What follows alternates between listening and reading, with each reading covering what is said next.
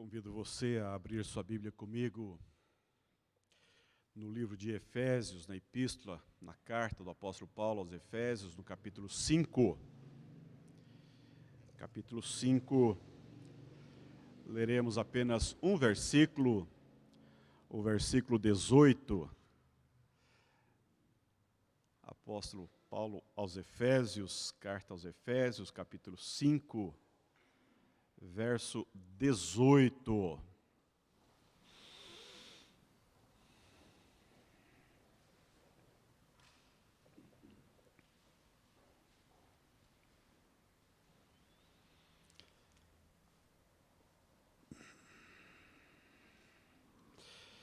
E não vos embriagueis com vinho, no qual há dissolução, mas enchei-vos do Espírito.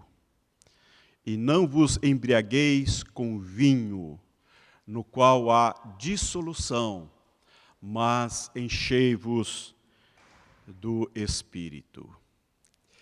Neste versículo apresenta dois imperativos, um negativo, outro positivo. O negativo proíbe o cristão de se embriagar com vinho. O positivo ordena-o a ser cheio do Espírito. A embriaguez produz dissolução, a plenitude do Espírito desemboca nas virtudes cristãs.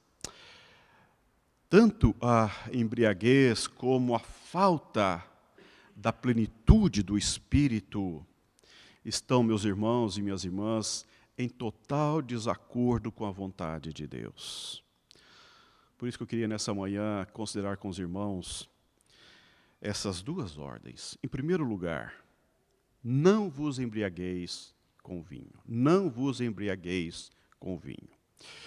A embriaguez é render-se ao domínio do álcool, é ser dominado pelo poder etílico, é perder o autocontrole, é entregar-se à total dissolução, é ficar sob o efeito da embriaguez, é a vergonha, é o opróbrio, não é? Seus resultados são terríveis, não é? É a destruição da honra, é a promoção da pobreza. A embriaguez tem sido uma das grandes causas de tragédias sociais do nosso país. Ela é responsável por mais de 50% dos acidentes e de assassinatos no nosso país. É uma tragédia social.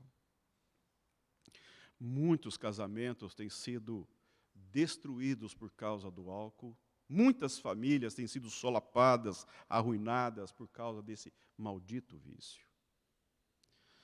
A embriaguez, ela semeia lágrimas, destruição e causa morte. É uma tragédia. Aqueles que se entregam à embriaguez perdem o seu nome, perdem a sua família e perdem também a sua alma. A Bíblia diz que os bêbados não herdarão o reino dos céus. Esta é uma verdade bíblica. E em segundo lugar, enchei-vos do Espírito Santo. Depois de dar a ordem negativa, o apóstolo Paulo mostra o imperativo positivo. Não basta deixar de fazer o que é errado, é preciso fazer o que é certo. Não basta deixar de ser dominado pelo vinho, é preciso ser governado, é preciso ser tomado, é preciso ser dirigido pelo Espírito Santo do Deus que é santo. Isto é uma ordenança divina, e isto é maravilhoso. E esta ordenança, ela tem algumas lições. Eu queria falar rapidamente sobre essas lições. Primeira lição, ser cheio do Espírito Santo, primeiro, é um mandamento. Isso significa que um cristão sem a plenitude do Espírito Santo está pecando contra Deus. Sem a plenitude do Espírito Santo, ele peca contra Deus tanto quanto um cristão se embriaga. Tanto o embriagado quanto aquele que não está cheio do Espírito Santo está pecando. Esta é o que nós entendemos aqui desse texto. Ser cheio do Espírito Santo não é uma opção, é uma ordenança. Não ser cheio do Espírito não é apenas um pequeno descuido, é um pecado, meus irmãos. É um pecado. Porque uma vida que não está tomada pelo Espírito, nós sabemos que o que milita contra o Espírito é a nossa carnalidade. Não é? É isso que Paulo vai falar. Então, ou nós somos controlados, movidos, cheios do Espírito Santo, e aí sim vivemos uma vida mais santa para Deus, ou estamos comprometidos. Não ser cheio do Espírito Santo é um pecado de desobediência frontal a uma ordem expressa de Deus. Em segundo lugar, ser cheio do Espírito é uma experiência contínua. Contínua. O verbo enchei-vos está no presente contínuo na língua grega. Isso quer dizer que a plenitude do Espírito deve ser uma experiência permanente. A plenitude do ontem não serve para o hoje. Compreende isso? Eu estive ontem cheio da plenitude do Espírito, hoje eu devo estar cheio, amanhã eu devo estar cheio. É uma experiência contínua e progressiva. Eu preciso buscar isto todos os dias, continuamente. As vitórias de ontem não são suficientes para hoje. As batalhas que eu venci ontem pelo Espírito Santo, elas se apresentam diante de mim hoje, talvez mais robustas, e eu preciso estar cheio hoje para enfrentá-las com o mesmo vigor do Espírito que eu enfrentei ontem. Porque as nossas lutas não são contra a carne, vocês sabem muito bem, mas contra as hostes malignas. Se nós quisermos de fato termos vidas consistentes, nós temos que ter essa convicção de que a nossa vida deve ser cheia do Espírito Santo todos os dias, sem vacilar, sem tosquenejar, sem pestanejar, todos os dias buscar esse poder que emana da graça de Deus, do poder de Deus, dessa relação profunda em Deus, dessa busca diária de Deus. Hoje é tempo de andar com Deus e ser cheio do Espírito Santo de Deus. E em terceiro lugar, se a plenitude do Espírito Santo é uma ordenança para todos os dias, ela também é para todos os cristãos. Isso é muito importante. Para todos os cristãos. A ordem está no plural. Líderes e liderados, grandes e pequenos, jovens e velhos, ricos e pobres, doutores e analfabetos. Nenhum cristão está dispensado dessa profunda experiência. Muitas pessoas acham que pelo conhecimento cognitivo, intelectual, substitui essa profunda experiência do Espírito Santo na vida. Meus irmãos, nós temos aqui na igreja irmãos que têm um profundo conhecimento da graça de Deus e do conhecimento teológico, e ambos fazem uma diferença extraordinária na vida desses irmãos. Uma coisa não substitui a outra. Pessoas que talvez não tenham uma cultura teológica, mas têm uma profunda experiência com o Espírito Santo, trazem uma diferença extraordinária. Mas conhecimento teológico sem uma profunda experiência com o Espírito Santo é uma tragédia. É uma tragédia. Ortodoxia sem um coração inflamado de Deus é uma tragédia. Esfria. mata a igreja. Nós precisamos de crentes tomados, cheios, com o coração transbordante do Espírito de Deus na vida. Não é, reverendo Barros? E em terceiro lugar, quarto lugar, ser cheio do Espírito é obra de Deus e não é um desempenho humano. Não é um desempenho nosso. O verbo enchei-vos está na voz passiva do grego. Isso significa dizer que nós não produzimos a plenitude do Espírito.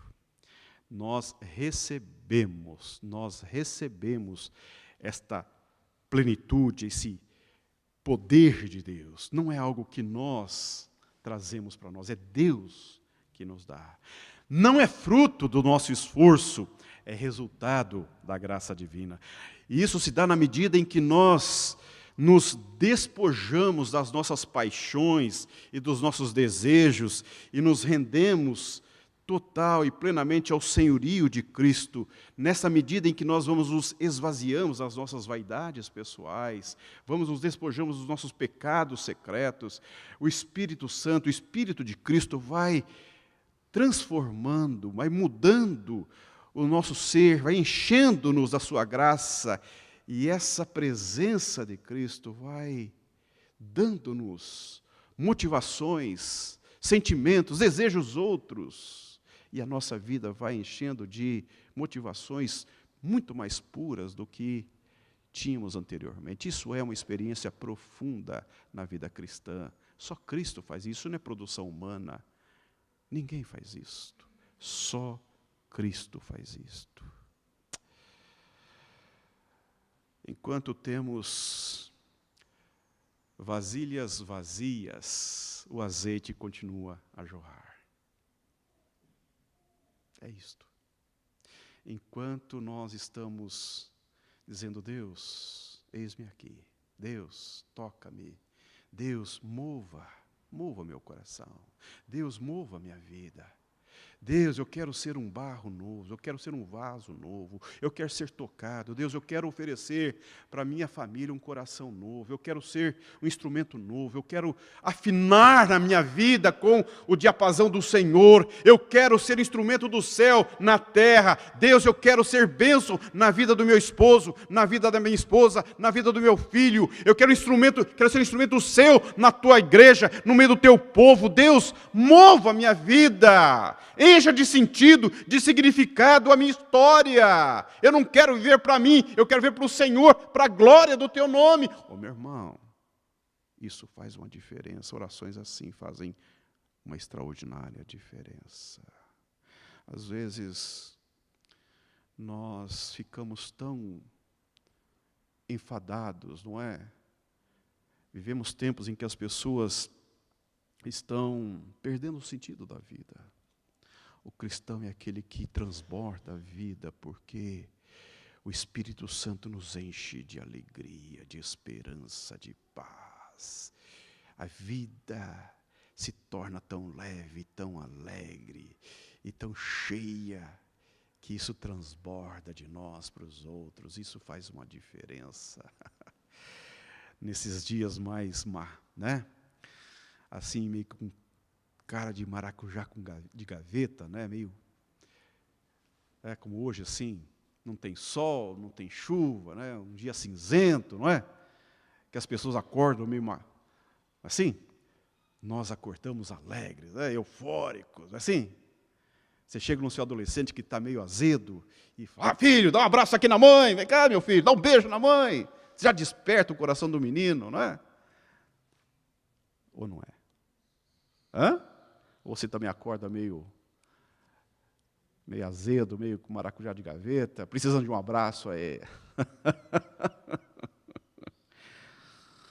Ser cheio, quinto lugar, ser cheio do Espírito Santo produz resultados abençoados. Veja que, dos versículos 19 a 21, o apóstolo Paulo fala de 3 resultados extraordinários do fruto do Espírito. Em primeiro lugar, ele fala da adoração. No versículo 19, ele vai dizer, falando entre vós com salmos, entoando e louvando de coração ao Senhor. Você acorda de manhã dizendo: este é o dia que o Senhor fez, alegremo-nos nele. Louvado seja Deus, hoje é dia de irmos à escola dominical, que alegria estarmos na casa do Senhor e acordar com essa disposição, acordar a criançada e vamos para a igreja. Eu me alegro quando eu vejo essa criançada aqui na frente e vejo esses pais animados. Gente, isso é obra do Espírito Santo que move as nossas famílias logo cedo e sabe da importância que é trazer as crianças para a casa do Senhor e incutir esta cultura de adoração, de estar expostos à palavra de Deus, toda a família adorando ao Senhor. Isto não tem preço em uma cultura que não quer saber de Deus, que não quer andar com Deus, que não quer aprender de Deus, que quer alienar-se de Deus. Isto é o Espírito, Deus inflamando os nossos corações. E nesta manhã, meu irmão, quero dizer para você que está em casa, está talvez acabrunhado, chateado, acorda, meu irmão, ora para o Deus da sua fé, para o Senhor da tua história, faça oração, peça para que o Espírito Santo mova a tua alma, desperte o teu coração, meu irmão, porque o teu lugar é aqui na casa do Senhor, na casa de Deus, junto com o povo de Deus. Porque não há lugar melhor para estar do que com o povo de Deus, adorando a Deus. É obra do Espírito Santo de Deus. Nesta manhã, estarmos com o povo de Deus é obra do Espírito Santo. O que você está fazendo neste domingo, que você não está louvando, adorando ao Senhor da tua vida, da tua história? Não há lugar melhor para estar num domingo do que na casa de Deus, junto ao povo de Deus. A adoração é fruto do Espírito Santo, é o Espírito Santo que move o nosso coração, que desperta a nossa alma, que move as nossas entranhas para quebrarmos-nos, seja de manhã, seja de madrugada, seja quando estamos alegres, seja quando estamos muito tristes, naquelas noites atormentadas em que nós quebramos e derramamos a nossa alma diante de Deus, depois levantamos-nos, depois de termos ajoelhado, e nós então cantamos, louvamos e glorificamos a Deus, porque o Espírito Santo nos visitou e transformou o nosso pranto em alegria, porque é obra do Espírito Santo levar os nossos gemidos, as nossas tragédias, as nossas angústias, os nossos desesperos junto a Deus, porque Ele trabalha em nós, Ele labora em nós, e o resultado disso é plena e total adoração. Você sabe que a adoração comunitária é fruto de uma adoração pessoal. Se você em casa não tem essa experiência de adoração pessoal, se nas suas lutas pessoais, nas suas tragédias pessoais ou familiares, durante a semana você não tem essa relação profunda com o Espírito de Deus, óbvio que na igreja você não vai ter também, talvez, essa experiência. Por isso que a nossa reunião comunitária, ela reflete aquilo que Deus está fazendo na tua vida. E eu oro, como pastor, eu oro para que Deus incomode a sua relação familiar, que Deus sacuda, que Deus mova os seus corações, para que de fato haja vida na vida, haja fervor do Espírito aí na sua casa, para que você venha aquecido pela graça de Deus, pelo Espírito de Deus, adorar ao Senhor. E em segundo lugar, no versículo 20, ele fala que o resultado também é a gratidão. Veja, dando sempre graças a Deus por tudo a nosso Deus e Pai, em nome do Senhor Jesus Cristo. Gratidão perpétua. Gratidão por tudo resulta pelo fato de ser cheio do Espírito. Essa gratidão tem alvo como o vencer por exemplo, a murmuração, o descontentamento, a autocompaixão, a amargura, o queixume, a carranca, a depressão, a inquietação, o desânimo, a melancolia e o pessimismo. É verdade, meu irmão. Quando o Espírito Santo nos toma, Ele nos enche desse sentimento de gratidão, porque tudo faz sentido.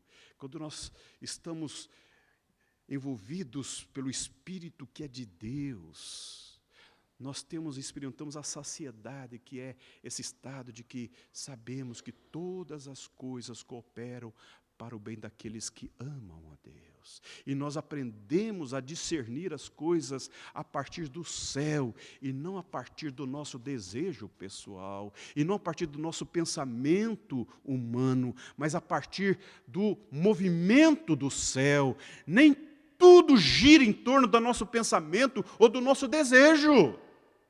Deus está movendo a história, Deus está construindo os movimentos nas circunstâncias históricas, e nós não temos o controle, mas tudo está no controle de Deus, e porque Ele controla a minha vida, e então Ele pacifica o meu coração, Ele pacifica a minha alma, o meu pensamento, e aí então a gratidão se instala no meu peito, porque Ele é o meu Deus, e Ele aquieta a nossa alma. Por isso que o rei Davi vai dizer, o Senhor é o meu pastor, e nada me faltará. E ele vai dizer à alma, por que te perturbas dentro de mim, ó minha alma? Espera no Senhor, ainda te louvarei, Deus meu, Rei meu. Ô meu irmão, ô minha irmã, estamos vivendo tempos difíceis, não é? Estamos vivendo tempos duros aí. Esta polarização, esses tempos, a nossa igreja está sendo questionada. Tempos de oração, tempos de oração, tempos de quietude no Senhor, nada de ficar, o Senhor está trabalhando, vamos orar. Tempo de celebrar Deus. E, em terceiro lugar, resultado da obra do Espírito Santo, submissão. Submissão. Sujeitando-vos uns aos outros no temor de Cristo. Veja como o apóstolo Paulo coloca todos esses valores importantes na vida cristã como ser cheio do Espírito Santo. Uma igreja, uma família, um cristão que está sendo controlado pelo Espírito Santo apreende, compreende e vivencia uma relação de vida ajustada, integrada com aquilo que Deus está construindo lá e cá. Aqui e aí. Em mim e em você. Em nós, sujeitando-vos uns aos outros no temor de Cristo. E é uma submissão comunitária em amor. Em amor. Então você percebe que a plenitude do Espírito Santo corrige nosso relacionamento com Deus, com o próximo e com nós mesmos. Então, esta é a questão.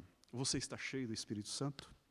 Há evidências dessa plenitude em suas palavras, em suas ações e em seus relacionamentos? A ordem é oportuna. Não vos embriagueis com vinho, no qual há dissolução, mas enchei-vos do Espírito de Deus. Que Deus nos abençoe. Pastor Renato.